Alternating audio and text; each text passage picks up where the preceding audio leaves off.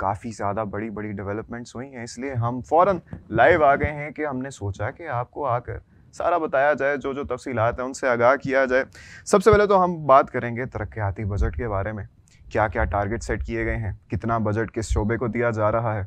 और क्या अखराजात अब वाक़ई कम होंगे, नहीं होंगे? और सुनने में आ रहा है कि इस इजलास के दौरान कुछ ऐसा हुआ है जिससे सूबे थोड़े नाराज़ हुए हैं, उन्होंने अपने कोई तहफ़्फ़ुज़ात का इज़हार किया।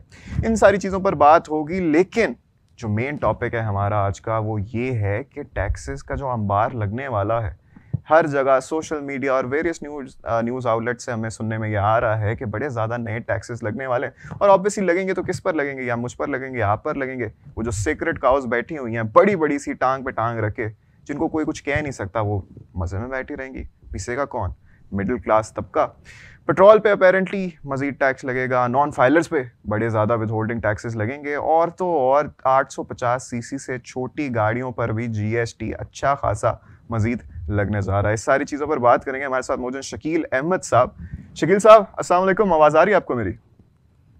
जी वालेकुम सलाम गजाल पूछें। आज काफी हेक्टिक एजेंडा है, पूछें क्या सवाल पूछना चाह रहे हैं। सबसे पहले तो आप मुझे आज के इजलास का बताएं कि जो सालाना प्लान कोऑर्डिनेशन कम्युनिटी का इजलास हुआ है, इसमें क्या क्या क्या कुछ हुआ है और कुछ ऐसा भी सुनने में आ रहा है ना कि सूबे थोड़े नाराज हुए हैं। क्या माजरा है सारा ये?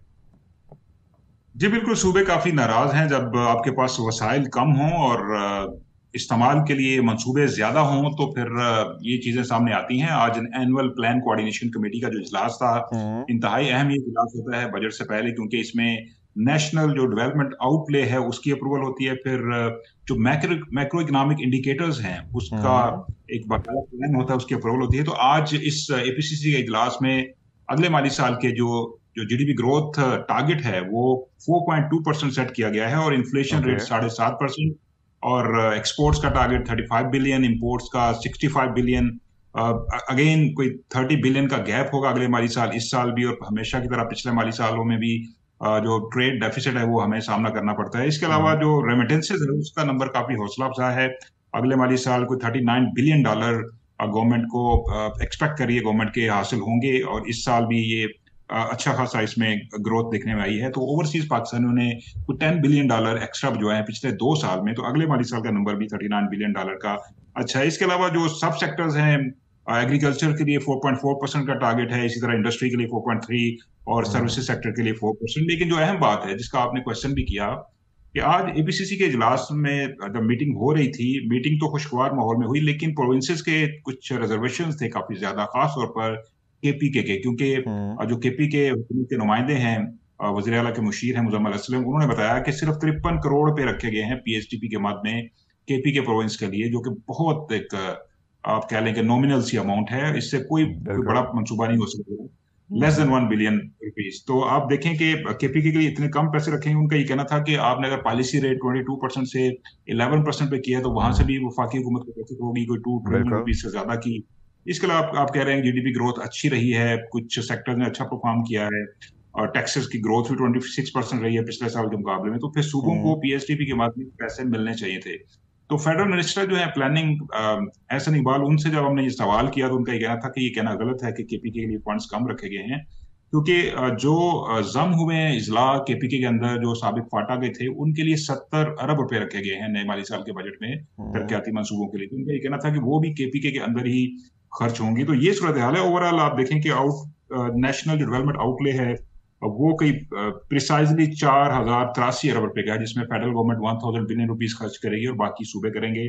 सूबों ने अपने तरक्याती फंड में इजाफा किया, फेडरल गवर्नमेंट के डेवलपमेंट फंड में कमी आई है, क्योंकि पिछले साल 1400 अरब रुपए ओरिजिनल टारगेट था, फिर उसको रिवाइज किया 1100 अरब रुपए, और इस साल यानी नए माली साल के लिए 1 ट्रिलियन रुपीज 1000 अरब खर्च किए जाएंगे। तो वसाइल कम है। ऐसा नहीं हुआ, का ये कहना था कि आईएमएफ के प्रोग्राम में है। आईएमएफ का मुतालबा ये है जनाब, आप अपने अखराजात कम करें और वसाइल पैदा करें, टैक्स चोरी जो हो रही है उसको रोकें, और जो एडिशनल रेवेन्यू मेजर्स हैं वो लें, ताकि जो एक्सपेंडिचर्स आपको चाहिए मुख्तलिफ सेक्टर्स के लिए वो आप अरेंज कर सके। इंफ्रास्ट्रक्चर के लिए कोई 644 बिलियन रखे हैं वफाकी हुकूमत ने, ठीक है। सोशल सेक्टर के लिए 150 बिलियन, और इसी तरह स्पेशल एरियाज के 63 बिलियन, और जो अरकान पार्लियामेंट की तरक्याती स्कीम है उनके लिए 50 बिलियन रखे गए हैं। अगरचे कहा जा रहा है कि वसाइल कम है, लेकिन अरकान पार्लियामेंट को पूरे पैसे मिलेंगे, क्योंकि आपको पता है कि इलेक्शन के दिनों में जाना होता है हल्कों में, उससे बिल्कुल। पहले ये फंड तरक्याती स्कीमों के ऊपर। तो इस पर आईएमएफ का दबाव नहीं आएगा? आईएमएफ का इसके ऊपर स्पेसिफिकली तो दबाव नहीं होगा। आईएमएफ का बेसिक पर्पस ये होता है, उनकी जो डिमांड्स होती हैं कि आप अपने जो फाइनेंशियल जो मैटर्स हैं उनमें एक डिसिप्लिन लेके आएं, आप टाइट मॉनेटरी पॉलिसी रखें, एक्सचेंज रेट जो है उसको फ्लेक्सिबल रखें, और इसके अलावा उनकी जो बाकी डिमांड्स होती हैं, जो यूटिलिटीज बिल हैं वो कहते हैं कि आप पूरी रिकवरी करें, मतलब जो कास्ट है वो कंज्यूमर से रिकवर करें, जिसमें गैस और बिजली की कीमतें हैं। इसके अलावा पेट्रोलियम लेवी की मद में कुछ हुकूमत पाकिस्तान प्लान तैयार कर रही है कि अगले माली साल सार्फिन से वसूल करेंगे। तो आईएमएफ को सिर्फ सिंपल कंसर्न इस चीज से है कि आप अपने रेवेन्यू बढ़ाएं, आप अपने एक्सपेंडिचर्स कंट्रोल करें। तो जो आपने एक्सपेंडिचर्स करने हैं, चाहे वो डिफेंस पे हो, चाहे डेवलपमेंट पे हो, आपने पेंशन के अखराजात करने हैं, आपने सिविल गवर्नमेंट चलाने के लिए अखराजात करने हैं, सूबों में पीएसडीपी की मद में पैसे खर्च करने हैं, तो वो आप सारे वसाइल पैदा करें। और अगर आपने रिलीफ भी देना है सरकारी मुलाजमीन को, तो उसके लिए भी अल्टरनेट रिसोर्सेज जो हैं वो पहले आइडेंटिफाई करें कि कहाँ से पैसा आएगा, फिर आप रिलीफ। तो आईएमएफ का बेसिक पर्पस यही है कि आप एक डिसिप्लिन के तहत चलें। तो वो हुकूमत को काफी मुश्किल पेश आ रही है, क्योंकि डिमांड बहुत ज्यादा है, जरूरियात बहुत ज्यादा है, रीजनल टेंशन है, भारत के साथ एक महदूद जंग भी हो चुकी है, अपने डेवलपमेंट जो अपना डिफेंस बजट है उसमें भी इजाफा करना है, और इसके अलावा दीगर एक्सपेंडिचर भी हैं। 8.7 ट्रिलियन रुपीज तो आपको सिर्फ चाहिए डेट सर्विसिंग के लिए, तो एक बहुत बड़ी अमाउंट है जो कि आपको अरेंज करनी है, और वसाइल हमारे पास लिमिटेड हैं। अच्छा, आईएमएफ चाहता है कि आपने जो भी करना है तरीके से करें, थोड़ा डिसिप्लिन से करें और टैक्स चोरी वगैरह से बचें। तो इसी से मुतल्लिक अगली एक खबर के बारे में आपसे डिस्कशन थोड़ी सी करना चाहूँगा कि ये सुनने में आ रहा है शकील साहब, सोशल मीडिया पर भी और दूसरी न्यूज़ आउटलेट से भी, कि प्रपोजिशन ये दी जा रही है कि पेट्रोल ख़रीदने में अब अगर मैं जाता हूँ और अगर मैं कैश से पेमेंट कर रहा हूँ तो उस पर मुझे 3 रुपये ज़्यादा देने पड़ेंगे।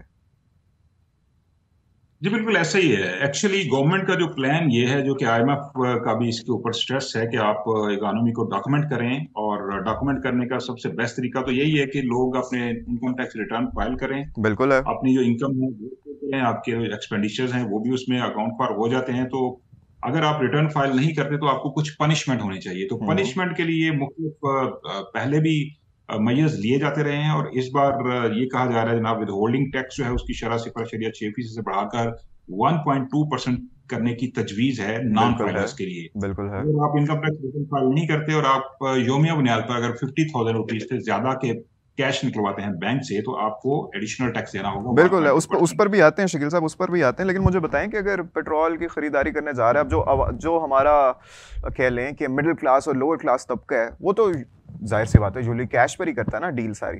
तो अब वो जब लेने जा रहा है, पेट्रोल भरवा रहा है, कैश में ट्रांजैक्शंस कर रहा है, तो उन पे उससे ये ज़्यादा बोझ नहीं पड़ जाएगा? देखिए बोझ तो पड़ेगा, क्योंकि आप देखें जो पेट्रोलियम लेवी है वो भी बढ़ते बढ़ते 8 रुपए तक पहुंच चुकी है, और इसको इन्होंने मजीद 80 रुपए तक पहुंच चुकी है, और इसको मजीद ग्रेजुअली खदशा ये है कि अगले माली साल ये 100 रुपए फी लीटर तक चली जाएगी। यानी आप पेट्रोल और डीजल की जो भी प्राइस होगी उसमें सीधा सीधा 100 रुपीज या 95 रुपीज आप लेवी की मद में निकाल लें, जो कि पेट्रोलियम लेवी है। लेकिन हमने आईएमएफ से चूंकि 1.4 बिलियन रुपीज का एक नया प्रोग्राम भी साइन किया आरएसएफ का, जो कि क्लाइमेट फाइनेंसिंग आम अल्फाज में उसको कहते हैं, तो उसकी भी कुछ शराइत हैं। आपने पाकिस्तान के अंदर जो आलूदगी है, पोल्यूशन है, उसको कम करना है, तो उसके लिए ई व्हीकल्स को प्रमोट किया जाएगा, और इसके अलावा लेवी आयद की जाएगी पेट्रोल और डीजल इस्तेमाल करने वाली जो गाड़ियां हैं। तो जाहिर है उसमें टी व्हीलर्स भी आ जाते हैं, उसमें मोटरसाइकिल्स भी आ जाते हैं, छोटी गाड़ियां, बड़ी गाड़ियां जो पेट्रोल डीजल इस्तेमाल करती हैं। तो 3 रुपए फी लीटर लेवी वसूल करने की तजवीज है। जाहिर है बजट से पहले बहुत सारी प्रपोजल्स तैयार की जाती हैं, बाद में आखिरी लम्हात में ये होता है कि बहुत सारी प्रपोजल जो है वो विड्रॉ भी कर ली जाती है। लेकिन अगर ये पेट्रोल डीजल के ऊपर अगर लेवी वसूल की गई इस तरह, तो फिर इसका बोझ आम सार्फिन पर पड़ेगा, उनको एडिशनल पेमेंट करनी पड़ेगी, और हुकूमत के पास ये पैसा आएगा, और ये फिर क्लाइमेट फाइनेंसिंग के बाद में जो हमने जो टारगेट आईएमएफ के साथ जो प्रॉमिस किए हैं, जिनका वादा किया है, वो हम मीट करेंगे। लेकिन अभी खदशा मौजूद है कि लेवी वसूल की जाएगी और ई व्हीकल्स को प्रमोट किया जाएगा, और पेट्रोल डीजल इस्तेमाल करने वाली जितनी गाड़ियां हैं, चाहे वो 3 व्हीलर्स हैं, 2 व्हीलर्स हैं, या फिर कारें हैं या बड़ी गाड़ियां, उनको ये लेवी देना पड़ेगी। इससे हुकूमत को एडिशनल रेवेन्यू हासिल होगा, और वो फिर आने वाले दिनों में दीगर जो एक्सपेंडिचर्स हैं उसके लिए इस्तेमाल किया जाएगा।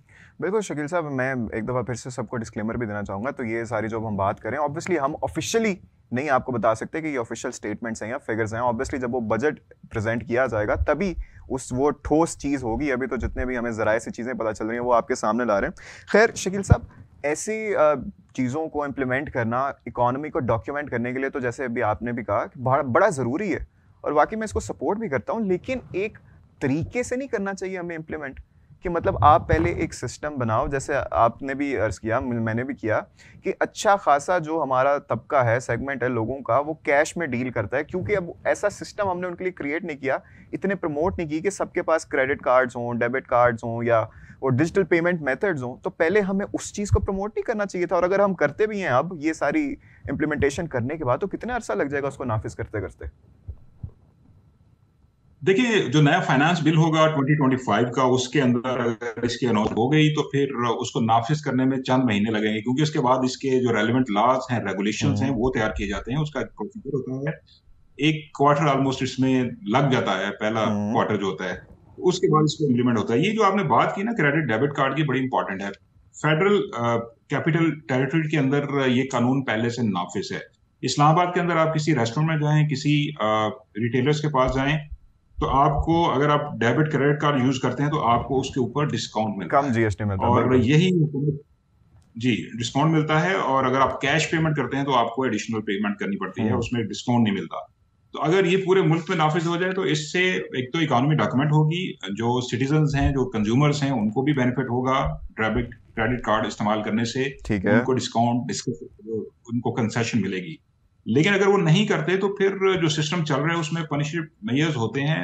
हर दफा गवर्नमेंट कुछ ना कुछ अनाउंस करती है, और इस बजट में भी गवर्नमेंट ये प्लान कर रही है कि नॉन फाइलर्स जो हैं उनके लिए कुछ ऐसे इकदाम किए जाएं जिससे उनको थोड़ी मुश्किल हो और वो इस तरफ आए कि वो रिटर्न फाइल करें और वो डॉक्यूमेंट हो। लेकिन इसमें सबसे बड़ा जो क्वेश्चन मार्क है ना गजाल, वो पहले भी हम डिस्कस कर चुके हैं, कि जो रिटेल सेक्टर है, होलसेल सेक्टर है, सीक्रेट ट्रेडर काउस, तबका है, वो, उनको जब तक आप डॉक्यूमेंट नहीं करते किसी भी तरीके से रजाकाराना तौर पे, उनको मिनिमम फिक्स टैक्स के अंदर लेके आए, रजीम के अंदर, या उनको किसी भी तरीके से डॉक्यूमेंट करें, जब तक आप वो नहीं करते, वो सबसे बड़ा चैलेंज है। उससे पहले फिर आप जो ये बाकी मेजर्स लेंगे, ये मुश्किल होगा। आम जो सिटीजन हैं, जो कि वैसे ही टैक्स पेयर्स हैं, जो इनडायरेक्टली टैक्स अदा करते हैं, उनकी एग्जैक्टली, इट सैलरी इज से नॉट द सोल्यूशन। भी आप टैक्स नेट को एक्सपैंड करने के बजाय आप टैक्स लोड को एक्सपैंड करी जा रहे हो। बार बार हमने देखा, पिछले साल भी यही कहानी थी, इस साल भी यही कहानी। आप शकील साहब, आपने नॉन फाइलर्स की बात की, थोड़ा उन पे आते हैं।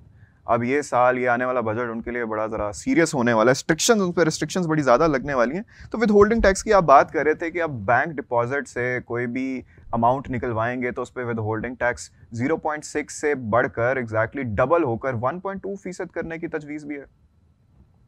जी, ये भी प्रपोजल है। आपने पहले इसका जिक्र किया था कि ये जो भी चीजें हम बता रहे हैं, जो मेजर्स हैं, जो कि प्रपोजल्स हैं, अभी रिकमेंडेशंस हैं, ये जराए से हम बता रहे हैं आपको कि जो डिस्कस हो रही हैं, बेशुमार इस तरह की तजावीज डिस्कस होती हैं, फिर प्राइम मिनिस्टर से फाइनल अप्रूवल लेके उसको इम्प्लीमेंट करना होता है, और फिर वो फाइनेंस बिल का हिस्सा होता है। बजट तकरीर के अंदर भी वो चीजें आती हैं। लेकिन अभी तक जो चीजें डिस्कस हो रही है उसमें ये चीज जरूर है कि नॉन फाइलर्स के घेरा तंग करना है, क्योंकि नॉन फाइलर्स अगर इनकम टैक्स रिटर्न फाइल नहीं कर रहे तो उनको मजबूर किया जाए, उनको एडिशनल कॉस्ट उनको ऐड की जाए ताकि वो मजबूर हों। तो जो विद होल्डिंग टैक्स है वो 0.6% इस वक्त नॉन फाइलर से वसूल किया जा रहा है। अगर वो योमिया 50,000 रुपए से ज्यादा बैंक से अमाउंट या कैश निकाल रहे हैं तो उस पर भी इजाफा हुआ, बिल्कुल 1.2% करने की तजवीज है। और इसका पर्पज बुनियादी यही है कि डॉक्यूमेंट किया जाए इकोनॉमी को, और आम बंदा हो या चाहे ताजर हो या कोई भी सेगमेंट ऑफ सोसाइटी हो जिसमें सैलरीड क्लास है, तो उनको बेसिकली ये इस तरफ लेके आना। और दूसरा, एक और चीज इसके अंदर ये है कि गाड़ियां जो हैं उनके ऊपर भी टैक्स बढ़ाने की तजवीज है, क्योंकि पिछले बजट में जो 850 सीसी से छोटी गाड़ियां थी उनके ऊपर 12.5% जो है वो टैक्स आयद किया गया था, जीएसटी। शकील साहब, गाड़ियों पे भी आता हूँ, लेकिन उससे पहले बस एक चीज क्लियर कर दें कि पिछले दिनों से ये भी बड़ा सोशल मीडिया पे जरा एक ट्रेंड चल रहा है, बड़ी चीज वायरल जा रही है कि एटीएम से कैश विड्रॉल पे भी ज्यादा टैक्स लगेगा। वो भी ये इसी खबर के जिम्मे में आता है कि जो नॉन फाइलर्स होंगे उनके ऊपर ही होगा, या ओवरऑल है ये? देखिए, वो नॉन फाइलर्स के लिए, ओवरऑल नहीं है। अगर आप टैक्स रिटर्न फाइल करते हैं तो आपको एडिशनल कॉस्ट नहीं पे करना पड़ेगी। लेकिन अगर आप नॉन फाइलर हैं, बेसिक पर्पस यही है कि नॉन फाइलर्स की कैटेगरी खत्म करनी है, उनके ऊपर ये एडिशनल मेजर्स लगाने से रेवेन्यू भी हासिल होगा और इकोनॉमी को डॉक्यूमेंट करने में भी मदद मिलेगी। तो बेसिक पर्पस यही है नॉन फाइलर्स के हवाले से। लेकिन जो लोग रिटर्न फाइल कर रहे हैं तो उनको इस तरह की जो है चीजों का सामना नहीं करना पड़ेगा। तो दो खबरें जो अभी हमने डिस्कस की हैं, पेट्रोल पंप्स वाली भी और ये भी, इसमें बेसिक पर्पस तो वो यही चाह रहे हैं कि जरा डॉक्यूमेंट किया जाए और जरा कैश ट्रांजैक्शंस को इतना प्रमोट ना किया जाए, डिस्करेज किया जाए, डॉक्यूमेंट किया जाए और फाइलर्स को जरा और मजीद आसानियां दी जाए उनके लिए, और नॉन फाइलर्स के लिए घेरा जरा तंग किया जाए। अच्छा, अब बातें गाड़ियों पे। बहुत बहुत बहुत इंपॉर्टेंट टॉपिक है ये, क्योंकि अब देखें 850 सीसी से छोटी गाड़ियों पे ये सारी बात चल रही है, तजवीज़ दी जा रही है कि उन पर GST 12.5% if I am not wrong से बढ़ाकर 18% करने की। अब देखिए, अब ये ऑलरेडी एक ऐसी कैटेगरी है जहां वो लोग आते हैं जो बेयरली गाड़ी खरीदना अफोर्ड कर सकते हैं, या जो बेयरली इतने साल से पैसे जमा कर करके फाइनली उनकी इतनी हो गई है कि वो गाड़ी ले रहे हैं। अब वो उसमें सारे मिडिल क्लास और लोअर मिडिल क्लास आ जाती है। फिर वही बात आ जाती है कि जी आप सीक्रेट काउ से आपको हाथ ही मारे जा रहा है, सारा का सारा लोड इसी सेगमेंट पे ही जा रहा है। बिल्कुल, ये इससे जो छोटा तबका है वो हिट होगा, जो छोटी गाड़ी इस्तेमाल करने की इस्तात रखता है, बड़ी मुश्किल से लोग खरीदते हैं, उनके ऊपर अगर ये टैक्स आयद हो गया तो गाड़ियां जो लोकली मैन्युफैक्चर्ड हैं वो महंगी हो जाएंगी। ऑलरेडी उनके ऊपर टैक्स ज्यादा है। तो बेसिकली ये आईएमएफ की डिमांड है कि आप स्टैंडर्ड जो रेट है जीएसटी का, जनरल हम्म। सेल्स टैक्स का 18% है, उसको आप इन्फोर्स करें। तो पिछले वाली साल के बजट में जो 850 सीसी से छोटी गाड़ियां थी उनके ऊपर 12.5% टैक्स था, और उससे बड़ी जो थी उन पे 18%, और उससे ज्यादा जो कीमती गाड़ियां उनके ऊपर टैक्स की शरह और भी ज्यादा है। तो आईएमएफ का बेसिक पर्पज ये है कि आप जो टैक्स पॉलिसी है उसमें यूनिफॉर्मिटी लेके आए, तो आप इसके ऊपर भी टैक्स आयद करें। लेकिन अगर ये टैक्स प्रपोजल जो है इसको अडॉप्ट कर लिया गया नए फाइनेंस बिल के अंदर, तो लोकली मैन्युफैक्चर जो गाड़ियां हैं वो महंगी हो सकती हैं बिल्कुल मजीद। लेकिन इसके बिल्कुल। साथ एक इंसेंटिव भी हुकूमत का गौर कर रही है कि जो इंपोर्टेड गाड़ियां हैं, जो बैरून मुल्क से 5 साल हम्म पुरानी गाड़ियां इंपोर्ट करने की इजाजत दी जाए, क्योंकि आईएमएफ ये भी कह रहा है कि आप इंपोर्ट को खोलें, आप इंपोर्ट के ऊपर जो रिस्ट्रिक्शन आयद की गई हैं मुख्तलिफ, हम्म। चाहे वो टैक्सेस की शक्ल में हो या रेगुलेशन आपने की हैं, उसको थोड़ा नर्म करें। तो अगर बाहर से गाड़ियां, इंपोर्टेड गाड़ियां 5 साल पुरानी अलाउ कर देती है गवर्नमेंट, तो उससे ये थोड़ा सा कंपनसेशन हो जाएगी, क्योंकि इंपोर्टेड गाड़ियां जो हैं वो फिर लोग इस्तेमाल करना शुरू करेंगे। तो लेकिन लोकल शकील गाड़ियों के साहब, ऊपर जो अगर वो इम्पोर्टेड मैन्युफैक्चर गाड़ियां आ भी जाती हैं, 5 साल पुरानी भी आती हैं, अब आप नए नेशनल टैरिफ पॉलिसी लगा दो, आरडीज कम कर दो, जो भी कर दो, लेकिन फिर भी ये जो 850 सीसी से नीचे की गाड़ियां जो मिडिल क्लास के बजट में आती हैं, वो तो फिर भी उनके बजट में नहीं आएंगी, क्योंकि आपको पता है ज़्यादा से ज़्यादा 5 साल पुराने भी हों, उनके रेट तो इतने हाई होते हैं। देखिए, थोड़ा सा एक कंपटीशन मार्केट के अंदर आ जाएगा, लेकिन ऑटोमोबाइल सेक्टर जो है वो तो ये डिमांड कर रहा है कि आपने ऑलरेडी जो टैक्सेस लगाए हुए हैं वो रीजनल जो मार्केट्स हैं, चाहे इंडिया हम्म। हो, बांग्लादेश हो, दीगर कंट्रीज हो, उनके मुकाबले में सबसे ज्यादा रेट है पाकिस्तान के अंदर। 40 से बिल्कुल है। 45% बिल्कुल। रेट है टैक्स गाड़ियों के ऊपर। तो अगर मजीद इस पर टैक्स लग गया तो यकीनन गाड़ियां महंगी होंगी जो लोकली मैन्युफैक्चर्ड हैं, लेकिन इंपोर्टेड गाड़ियां जो है वो अगर उस पर अलाउ करती है गवर्नमेंट, उनके ऊपर ड्यूटीज कुछ कम करती है, तो उससे थोड़ा कंपनसेशन हो जाएगा, मार्केट के अंदर एक मुकाबले की फिजा होगी। लेकिन अब देखना यह है कि गवर्नमेंट दोनों मेजर्स एट ए टाइम लेती है या इन दोनों में से एक अडॉप्ट करती है, क्योंकि टैक्सेस ऑलरेडी ज्यादा है मुख्तलिफ सेक्टर्स के बिल्कुल है। ऊपर। काफी ज्यादा स्कोप बचा हुआ है इस्लामाबाद के अंदर, बहुत सी लॉबिंग हो रही है, क्योंकि बेवरेज सेक्टर, इसके अलावा ऑटोमोबाइल सेक्टर, इसके अलावा आप देखें पोल्ट्री सेक्टर, दीगर सेक्टर जो है जिसमें ये जूसेस इंडस्ट्री है, वो भी डिमांड कर रहे हैं कि आपने जो 18% टैक्स ऐड किया है उसके हम्म उसमें कमी करें। तो गवर्नमेंट के पास ऑप्शंस लिमिटेड हैं, क्योंकि आईएमएफ की डिमांड के ऊपर दोबारा जो टैक्स टारगेट रखा जा रहा है कोई वो 14.3 ट्रिलियन होगा। तो हम्म। इस साल का ओरिजिनल टारगेट 12,970 अरब था, वो रिवाइज किया गया, वो भी पूरा नहीं हो रहा। उसके अंदर भी कोई अराउंड 750 बिलियन का, जो मैंने लास्ट टाइम चेक किया था, वो शॉर्टफॉल है। और बिल्कुल। सिर्फ मई के अंदर जो है तकरीबन लेस देन 200 बिलियन का शॉर्टफॉल है। तो ये काफी ज्यादा अलार्मिंग सिचुएशन है। अब अगले माली साल अगर इतना ज्यादा टैक्स आप टारगेट रखते हैं तो उसको मीट करने के लिए आपको एडिशनल मेजर्स प्रपोज करना पड़ेंगे इस बजट के अंदर। और ये याद रखें कि आईएमएफ की अप्रूवल के बगैर आप कोई बजट जो पार्लियामेंट में पेश नहीं कर सकते। पहले बिल्कुल। आईएमएफ का जो स्टाफ है उसकी इंडोर्समेंट चाहिए होगी, उसके बाद जब वो उसको वेट कर देंगे तो फिर पार्लियामेंट के अंदर ये बजट पेश होगा। यही वजह है कि आईएमएफ के साथ अभी तक बहुत सारी चीजों के ऊपर मामला फंसे हुए हैं, खासतौर पर सैलरीड क्लास को जो रिलीफ देना है उस पर आईएमएफ को अभी तक हुकूमत मुतमिन नहीं कर पाई। आईएमएफ मशरूत इजाजत दे रहा है कि आप रिलीफ दे दें, अल्टरनेट मेजर लें। तो आईएमएफ के अप्रूवल के बगैर, उनकी वेट करने के बगैर आप पार्लियामेंट में बजट पेश नहीं कर सकते। नहीं तो कर सकते। हुकूमत के पास लिमिटेड है। आज जो एपीसीसी का इजलास हुआ उसमें फेडरल मिनिस्टर एहसन इकबाल ने इस बात का बरमला इजहार किया कि हम मजबूर हैं, आईएमएफ प्रोग्राम में रहते हुए हमारे पास वसाइल कम है, क्योंकि पंजाब गवर्नमेंट, केपीके गवर्नमेंट, उन्होंने गिले शिकवे किए कि हमें बहुत कम तरक्याती बजट मिल रहा है, तो हमें इस बजट में इजाफा किया जाए। इसके अलावा मुख्तलिफ मिनिस्ट्रीज हैं, डिविजन हैं, वो भी ये गिले शिकवे कर चुकी हैं। तो आईएमएफ प्रोग्राम के अंदर रहते हुए आपको पता है कि जो फिजिकल ऑब्वियसली बड़ी ज़्यादा सिचुएशन है लिमिटेशंस आ जाती हैं। वो लिमिटेड होते हैं।